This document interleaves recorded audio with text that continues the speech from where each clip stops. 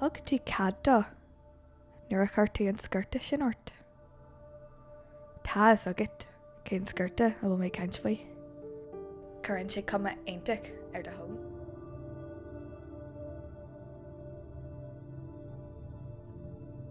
Thug tú Cead dó, nuair a thuú tú amach le a cairde. Agus bhí coppla deach agat.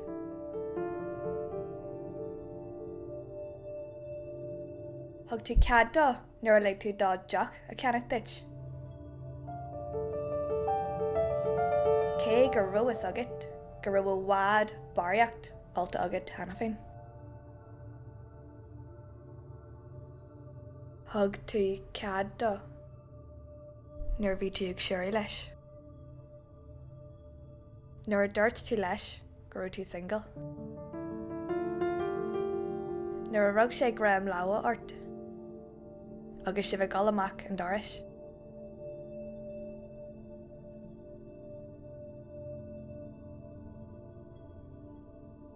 Agus nuair a thug tú na súla dó, thar an 3-in-1.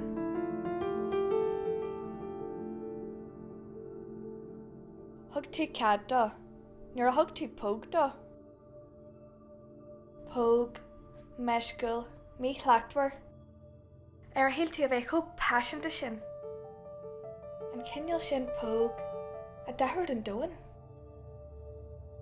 Agus bug a bhíos agat, go nahraid sé do gohainsa. Thug tú Cead dó, nuair a lig tú dó do bhainneal a fógaí. Nuair a lig tú dá láh imacht ón ghream ar do chuid gréige, sláinní síos do rim agus landail ar do thum. An tóm céarna a raibh tú ag dúil go raibh sé ag stannaí ar fáin na híthe. Thug tú Cead dó, nuair a dtír sé ort gal abhaile leis.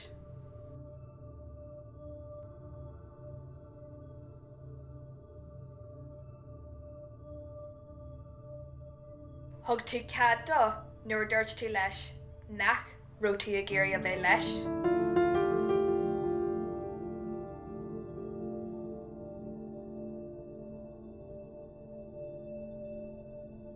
Thug tú Cead dó, nuair a dúirt tú gur tú ag géirí go abhaile.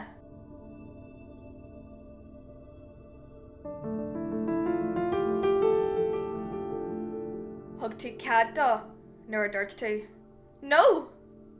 Stop! Níl mé ag géirí seo.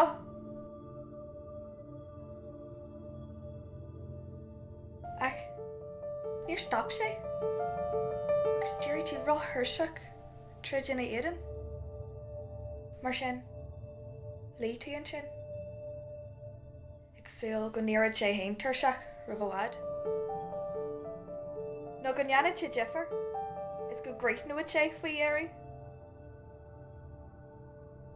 Agus ní raibh uait ach toisig de cínu nó riar thuil nó ar a léad a bheith an rála duine aigean cead a rinn sé ort. Ach, thug tú cead dó? Ná, sin a dearthaí sé le gatainna go béirbí. Agus cé a creidid slot in sciorta tean a raibh bhád baraíocht alta aici. Haar lad, jazz, óg, a creidin, gur thug mise cead dó.